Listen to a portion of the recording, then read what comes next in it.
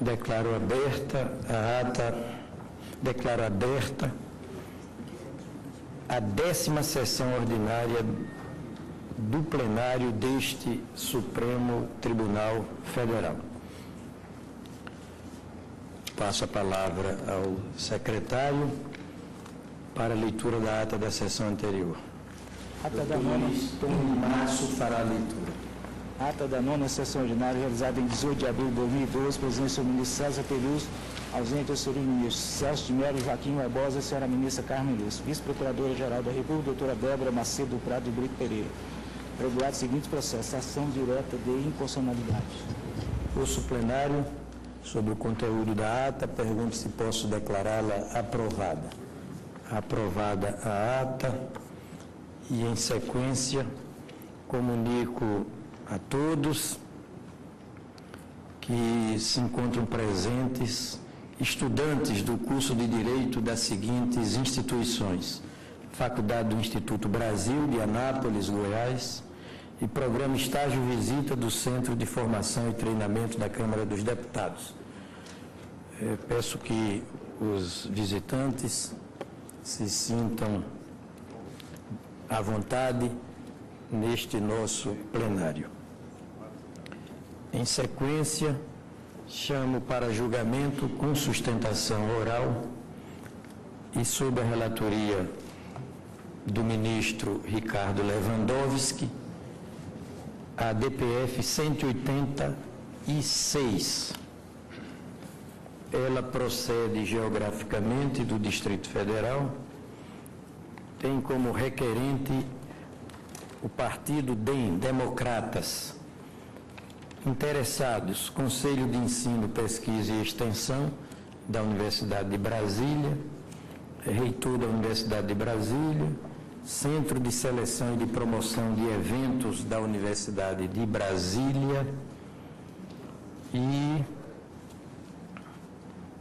já anunciado que haverá sustentação oral, eu concedo a palavra a Sua Excelência, o ministro Ricardo Lewandowski, inicialmente para o seu relatório. Senhor presidente, eminentes pares, eu peço licença a vossas excelências para fazer um resumo, porquanto meu relatório tem em tipo 14 mais de 40 páginas. E como o relatório já foi distribuído aos eminentes pares, e como haverá sustentação oral, farei um brevíssimo relatório daquilo que interessa.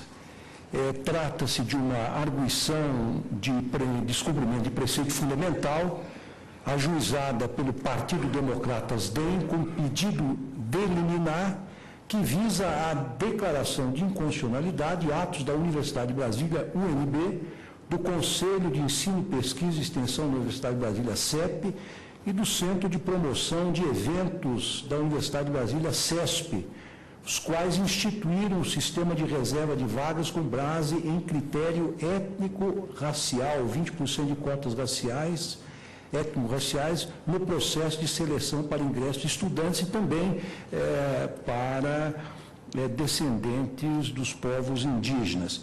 Pretende, em síntese com esta ADPF, desconstituir os seguintes atos: a ata da reunião extraordinária do Conselho de Ensino, Pesquisa e Extensão da Universidade de Brasília, CEP, a resolução 38, 18 de julho de 2003, do Conselho de Ensino, Pesquisa e Extensão da Universidade de Brasília, o Plano de Metas para a Integração Social, Étnica e Racial da UNB, o item 2, subitens 2, 2, 2, 2, 1, 2, 3, e o item 3, subitem 3, 9, 8, item 7, todos do edital 2 de 20 de abril de 2009, do segundo vestibular de 2009, dessa instituição federal de ensino superior.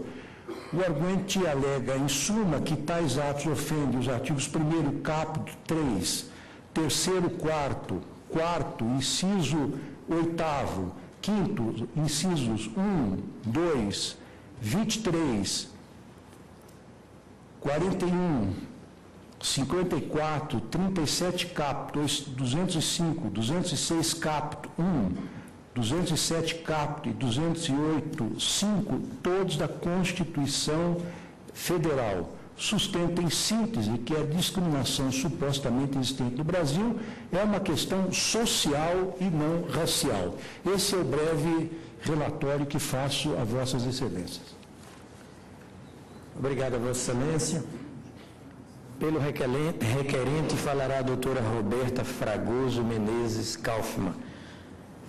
Doutora Roberta, Vossa Excelência disporá do tempo de 15 minutos ou até 15 minutos para a sua sustentação oral.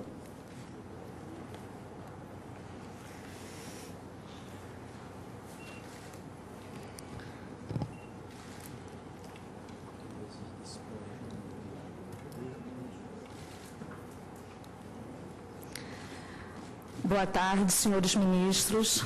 Boa tarde, senhoras ministras e mais autoridades presentes. A questão que se coloca aqui nessa ação é uma questão da mais alta relevância para o Estado brasileiro. O que se discute nessa ADPF é se nós queremos implementar no Brasil um modelo de um Estado racializado, um modelo de um Estado em que os direitos das pessoas são divididos com base em um critério tênue no Brasil, como é a cor da pele. É importante destacar que em nenhum momento se questiona ou se discute nessa ação a constitucionalidade de ações afirmativas como um gênero para a integração necessária das diversas minorias. Não se discute também nessa ação que o Brasil adota um modelo de Estado social, que em oposição ao Estado liberal, objetiva justamente a criação de um país mais justo, mais igual, mais solidário, mais fraterno. Não se discute também nessa ação a existência de racismo, de preconceito e de discriminação em relação aos negros na nossa sociedade. O que se discute, evidentemente, é qual é a melhor forma de integrar os negros no Brasil. Porque todos nós queremos a integração dos negros. Todos nós queremos a criação de um país melhor. A diferença e o que nós colocamos aqui nesta ação é que em todos os países que implementaram uma política de cotas de recorte exclusivamente racial, e quando eu digo isso eu me refiro especificamente à política norte-americana de cotas raciais, a política instituída na África do Sul, a política também instituída em Ruanda. Em todos esses países que implementaram cotas, houve antes um século de segregação institucionalizado. Houve sempre a definição por meio de lei daquele que era o beneficiário da medida. A questão que se coloca não é superficial. Se você não tem um critério preciso para definir no Brasil quem é o pardo, quem é o moreno, as consequências da implementação desta medida, por meio de leis que vão criar categorias raciais no Brasil, podem ser mais desastrosas do que os eventuais bônus que a política pode ocasionar. Nos Estados Unidos, o critério para definição racial é o critério da gota de sangue. Se o cidadão tivesse uma gota de sangue negro, ainda que na aparência ele fosse loiro, dos olhos azuis, aquela pessoa seria, em todos os segmentos sociais, considerada negra. Não é à toa que historiadores mostram que, por meio de leis, desde o hospital em que o bebê nascia, até o cemitério onde ele era enterrado, todas as instituições sociais eram rigidamente segregadas com base na cor da pele. Não é preciso afirmar, mas a imposição de um modelo de Estado racializado, por óbvio, traz consequências perversas para a formação da identidade de uma nação. Você cria, então, identidades paralelas, identidades bipolares. Você não cria um sentimento de cultura nacional. Você cria um sentimento de culturas segregadas, porque o critério não é objetivo. É diferente falar de cotas para deficientes físicos. É diferente falar de cotas para idosos. É diferente falar de cotas para gestantes. Porque existem critérios objetivos que definem os beneficiários. No Brasil, as cotas raciais, tal como estão sendo impostas nas universidades, especialmente no caso da universidade que está sendo impugnado, a UNB, as cotas estão sendo implementadas por meio de tribunais raciais, de composição secreta, e que com base em critérios mágicos, místicos, definem a tênue diferença entre um moreno, um pardo e um branco no Brasil. Não é preciso lembrar a todos o caso dos gêmeos da UNB, em que 2 gêmeos idênticos, univitelinos, foram considerados cada qual de uma raça diferente. A declaração de 18 de julho da Unesco diz: menos que um fato biológico, a raça é um mito social. E como tal, tem causado, em anos recentes, pesados danos em termos de vida e de sofrimento humanos. Existem inúmeros desafios para a implementação de cotas raciais no Brasil. O primeiro deles é a imensa miscigenação que nós temos desde o início da colonização. Não é à toa que uma pesquisa recente realizada pelo professor doutor titular de genética da Universidade Federal de Minas Gerais, chamado Sérgio Danilo Pena, na sua pesquisa Retrato Molecular do Brasil, ele mostra que é impossível no Brasil correlacionar cor de pele e ancestralidade genômica. Em outras palavras, o fato de nós termos tido uma miscigenação bastante intensa desde o início da colonização faz com que seja impossível você olhar para o negro hoje e dizer que ele necessariamente descende de escravo. Da mesma sorte que é impossível você olhar para um branco e dizer que ele necessariamente descende de senhor de engenho. Só são 10 genes que definem a cor da pele, de um total de 25 mil genes. O problema, essa pesquisa mostra que, por exemplo, pessoas como Neguinho da Beija-Flor possuem 70% da sua ancestralidade genômica europeia. Então, Neguinho da Beija-Flor, Daiane dos Santos e o de Silva, dentre outras inúmeras personalidades que foram pesquisadas, mostram que, como só são 10 genes que definem cor, é possível que a pessoa, na aparência, tenha pele escura, mas que não necessariamente descenda de escravos no Brasil. E isso só foi possível aqui porque a miscigenação foi uma constante, coisa que não aconteceu, por exemplo, nos Estados Unidos, em que, desde o início, a miscigenação foi proibida por lei. Até 1967, era crime o relacionamento entre as cores diferentes nos Estados Unidos. É preciso destacar que, mesmo com a regra da gota de sangue, nos Estados Unidos, só 10% da população é considerada negra. Aqui no Brasil, se nós fôssemos adotar a regra da gota de sangue, quem de nós não seria negro? Essa é uma diferença crucial que separa os nossos modelos. A verdade é que nós não precisamos implementar nesse país, no Brasil, um modelo de cotas que foi pensado para solucionar o problema de outras realidades.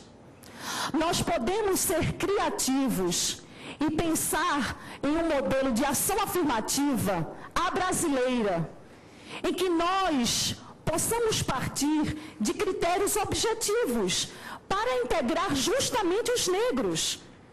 Porque se dentre os pobres no Brasil, 73% são negros, se nós fizermos uma política de recorte social a partir de critérios objetivos, como, por exemplo, renda mínima, como, por exemplo, haver estudado em escolas públicas, nós faremos a integração necessária, sem criarmos os riscos de dividirmos o Brasil racialmente.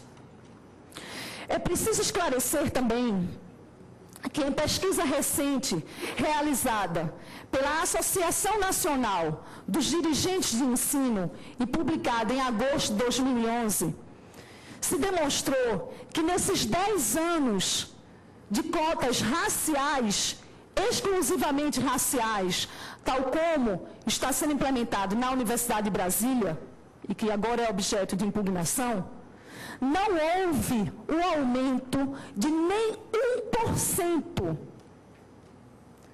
dos alunos pobres na universidade. É uma falácia a ideia de que a cota racial integra aqueles que mais precisam da ajuda estatal. É preciso esclarecer que nós não estamos nessa ação revivendo os horrores da escravidão. Todos nós somos contra a escravidão. Todos nós somos contra os horrores que foram cometidos em nome de uma política mercantilista. O que está em jogo nessa ação é se nós queremos dividir o Brasil, se nós precisamos criar culturas paralelas e um Estado racializado, como é hoje, infelizmente, o ideário da Secretaria de Igualdade Racial, que, do meu ponto de vista, merece a alcunha de Secretaria do Racismo Institucionalizado, porque quer dividir o Brasil em diversos segmentos sociais, desde o atendimento em hospitais públicos, passando por universidades, passando pelo mercado de trabalho, passando pela representação em partidos políticos, na publicidade e na propaganda. Nós não precisamos implementar este modelo para vivermos um país integrado. Nós podemos implementar um outro modelo baseado na nossa integração. Porque, afinal de contas, o racismo e o preconceito se combate na esfera penal. E não é à toa que hoje existe no Brasil, em pesquisa divulgada pela Fundação Perseu Abramo, 96% dos brasileiros se declaram não racistas. Existe hoje um constrangimento social em a pessoa se declarar racista. Isso é um bônus que não pode ser ignorado. No Brasil, nós conseguimos alcançar a formação de uma identidade nacional que independe de cor. Todos os nossos ídolos, todos os nossos símbolos de unidade refletem a formação do nosso povo, plural. Negros, brancos, índios, imigrantes, todos nós, juntos, formamos um só povo, que é o povo brasileiro. E eu termino a minha participação lendo para os senhores, para as senhoras, uma passagem do nosso líder, Nelson Mandela, que era contra e é contra as cotas raciais. Ele diz, na sua autobiografia, recém-publicada: o opressor precisa ser libertado, tanto quanto o oprimido. O homem que tira a liberdade do outro é prisioneiro do ódio, do ressentimento. Está preso nas grades do preconceito e da pobreza de espírito. Ser livre é se livrar do ressentimento, é se livrar das algemas, viver de uma maneira que se respeite e se reforce a liberdade do outro. Diz Mandela: eu dediquei a minha vida à luta do povo africano. Lutei contra a dominação branca e contra a dominação negra. O meu ideal é de uma sociedade livre e democrática, em que todas as pessoas vivam com igualdade de oportunidades. Esse é o ideal que move minha vida e que espero ser realizado. Mas, se necessário, é um ideal pelo qual estou preparado, inclusive, para morrer. Senhores ministros, senhoras ministras, não existe racismo bom. Não existe racismo politicamente correto. Todo racismo é perverso e precisa ser evitado. Obrigada. Obrigado, Vossa Excelência.